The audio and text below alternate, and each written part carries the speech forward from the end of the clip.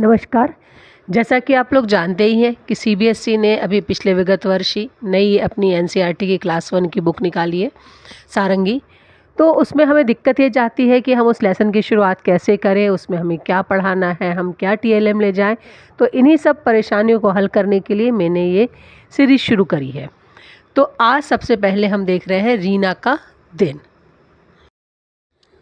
जैसा कि पाठ के नाम से ही समझ में आ रहा है कि पाठ का नाम है रीना का दिन, तो इस पाठ में हमें बच्चों को बड़ी ई की मात्रा, छोटी ई की मात्रा और आ की मात्रा का ज्ञान कराना है। अगर वर्णमाला की बात करें तो इसमें हम र वाले शब्द, द वाले शब्द, न वाले शब्द बच्चों को बताएंगे। इस पाठ की शुरुआत में ही लिखा है कि रीना सुबह उठती है, बिस्तर अच्छे से जमाती है, उसके बाद नीम की दातुन से अपने दांत साफ़ करती है, साबुन से नहाती है, साफ़ कपड़े पहनती है, बालों में तेल लगाती है, कंघी करती है और माँ के बनाए पराठे खाती है और सब्जी का आनंद लेती है। तो इस तरह से इस पाठ में इस एक लड़की रीना की दिनचर्या को बताया गया है। उसी प्रकार हमें भी बच्चों को, किसी भी बच्चे की दिनचर्या कैसी होनी चाहिए और उसे क्या करना चाहिए बताना है। इस पाठ में आगे बताया गया है कि रीना स्कूल जाते समय अपनी दोस्त दीपा से मिलती है और वो एक दूसरे को मिलने पर सुप्रभात कहती हैं और हंसते हुए स्कूल चली जाती हैं। तो इस पाठ में हमें यह भी बताना है कि जब हम किसी दूसरे से मिलते हैं तो क्या कहते हैं। जैसे रीना अपने दोस्त से मिली तो उसे उसने कहा सुप्रभात। सुप्रभात इंग्लिश का गुड मॉर्निंग है। इसी प्रकार अगर कोई रात को हमें मिलेगा तो हम क्या बोलेंगे? शुभ रात्रि बोलेंगे। कोई हमारा काम करेगा तो हम उसे धन्यवाद बोलेंगे। तो इस तरह से इस पाठ में हमें अभिवादन भी सिखाना है।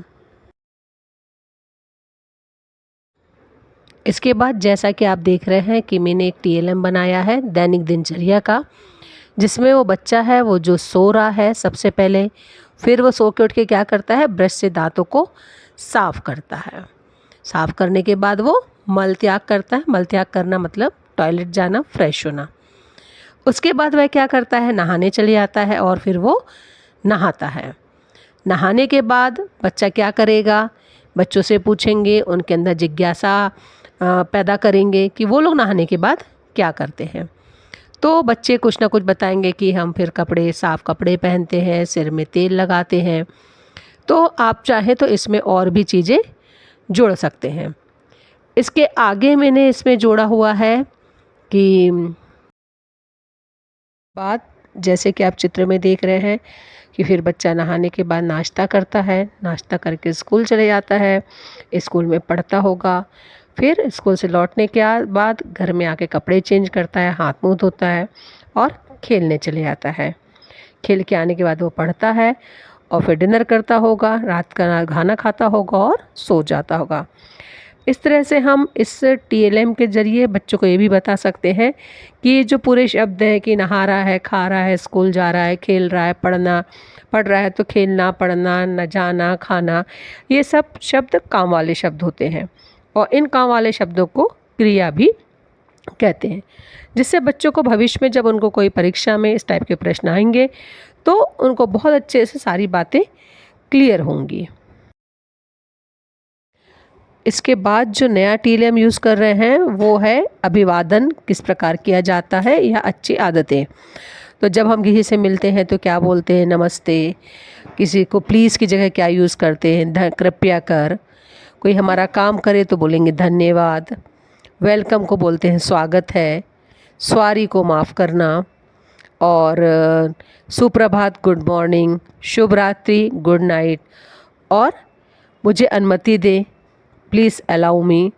तो इस तरह के नए शब्दों को बच्चों को अभ्यास कराया जाएगा। हम एक तरह से और कर सकते हैं कि बच्चों को इसके फ्लैश कार्ड बना के दे दें और बच्चे उसका उपयोग करें, या फिर एक ड्रामा सीन क्रिएट करके भी किया जा सकता है कि बच्चे एक दूसरे का अभिवादन करें और किस समय क्या बोलना है ये बच्चे सीखें।